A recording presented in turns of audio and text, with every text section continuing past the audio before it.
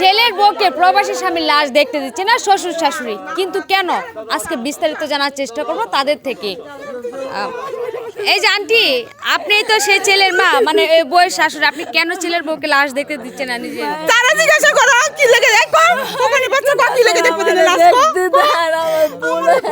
আচ্ছা, কেন আপনাকে লাশ দেখতে দিচ্ছে না একটু বলেন আমাদেরকে। আমি অনেক বড় অন্যায় করছি, আমি বড় একটা পাপী। আমার কথা আছে না, দাঁত থাকতে মানুষ দাঁতের মর্যাদা বুঝে না। আমার স্বামী প্রবাসে গেছে, আমার সুখের কারণে এই গেছে, কিন্তু আমি আমার পাশের বাড়ি জালেগো দেখা মানে এইটা ওইটা সারাটা দিন আমি আমার জামাইর সাথে এইটা চাইতাম ওইটা চাইতাম, মানে আমার বাহানার কোনো শেষ ছিল না ভাই। এখন আমি তুই যে আমার পোলা সংসারে তারপরে পালাই গেছস, আজকে তোর লাগি আমার পোলা মরে গেছে, আজকে কি দেখব? হ্যাঁ, আমরা যতটুকু শুনলাম যে আপনি দুটা সন্তান নিয়ে আপনি আপনার পরকীয়া প্রেমিকের সাথে চলে গেছেন, আর আজ আপনার কারণে আজকে ওনার হচ্ছে এই অবস্থা। আপনি কেন ওইখানে গিয়েছিলেন? ভাই এই কারণে যে আমি আমার স্বামীর ধরে সেটা না পাইছি, ও আমার সব কিছু দিছে, আমি মনে করছি ও আমার সত্যি অনেক ভালোবাসে, আর আমার স্বামী তো প্রবাসে থাকে। আমি এই চিন্তা করে আমি ওর কাছে চলে গেছিলাম আমার মেয়েটারে নিয়ে, আমার ওই একটাই মেয়ে আপু, ওরে নিয়ে চলে গেছিলাম, কিন্তু আমার মেয়ে সহ মাইনা নেয় নাই, আবার তাড়াইয়া দিছে। আচ্ছা, আপনি এই যে একটা ভুল কাজ করলেন, করার পরে এখন ঠিকই আপনার ভুল আপনি বুঝতে পারলেন, কিন্তু মাঝখানে কি হলো যে মানুষটা মারা গেল, সে ফেরত আসলো না। এই ভুলটা আপনি আগে কেন বুঝতে পারেননি? ওই যে কইলাম আমি দাঁত থাকতে আমার দাঁতের মর্যাদা বুঝি না, আমার অনেক ভালোবাসছে আমার স্বামী, আমি কোনোদিন বুঝি না একটা নজর। দেখলেন একটা প্রবাসী কতটুকু কষ্ট করে তার নিজের ফ্যামিলিকে ভালো রাখার জন্য, নিজের সন্তানকে ভালো রাখার জন্য।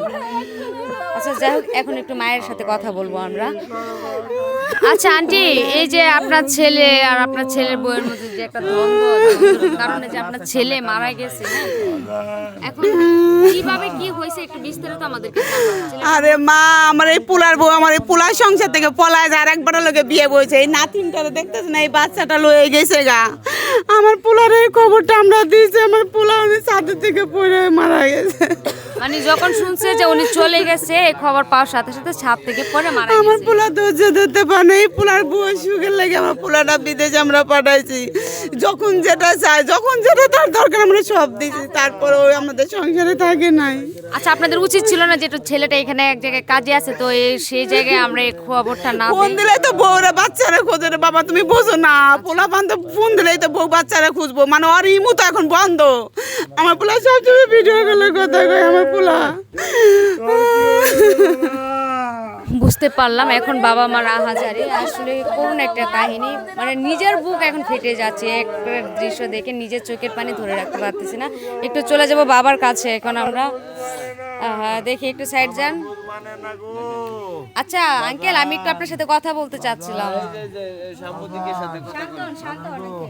আচ্ছা, নিজেকে একটু শান্ত করেন। এই যে একটা ঘটনা ঘটলো, হ্যাঁ, মূল যে বিস্তারিত কাহিনীটা সেটা একটু বলবেন, আমাদের দর্শক আপনাদের দিকে জানতে চাচ্ছে। মাগো আমি কই, তুমি শোনো, আমার পোলাটার অনেক কষ্ট মষ্ট করে আমি বিদেশ পাঠাইছি। আমার পোলা বিয়ে করছিল, আমার একটা নাতি আছে, সুন্দর আল্লাহর চাঁদের মতন দেখতে দিচ্ছে। এই নাতি সহকারে ওই মেয়েটা যায় অন্য জায়গায় বিয়ে বসে, বিয়ে যাওয়ার পর আমাকে বাড়িতে আসেন, আমাকে নাই নাতিনা দেয় না, আমরা পোলার আর কোনো খবর টবর দেই নাই। পরে কেমনি জানি পোলা শুনছে ওনার বড় অনেক বড় বিল্ডিংয়ের মধ্যে কাম করতে গিয়া ওইখান থেকে আমার পোলা মরে গেছে গা। এই গতকালকে আমার পোলার লাশ এইতে আইছে, আমরা কোলাইতে পারি না। ওই মেয়ের আমার বাড়ি থেকে বাইর করে দেন, আমার মানিক আর বেরোয়ও না। আচ্ছা, এই যে মেয়েটা গেল আপনার বাড়ি থেকে, এটাকে আপনাদের চোখের সামনে দিয়ে গেছিল নাকি? বলছে গো মা চলো না, কইছে আমার বাপের বাড়ি যাই, আমি অনেক দিন ধরে আপনাকে বাড়িতে আছি, আমার বাপের বাড়ি একটু কয়দিনের লেগে বেড়াই আহি গে। এই সব কথা কইয়া আমার বাড়িতে আমার নাতিনটা নিয়ে গেছে, আমার নাতিনটা নিয়ে যায় আর আহে নাই। আমরা খবর পাইলাম যে ওই মাইয়ার বিয়ে হয়ে গেছে গা, আমরা তার যাই ফিরে আনা হেনে। বিয়ে তো ওই সার কেমনি যাই আনবো, আমরা যাই নাই। এই খবর পোলা পাই, আমার পোলাটা শেষ, আমার বাড়ি কারে ফিরাইব না। চোখের সামনে ঘটে গেল।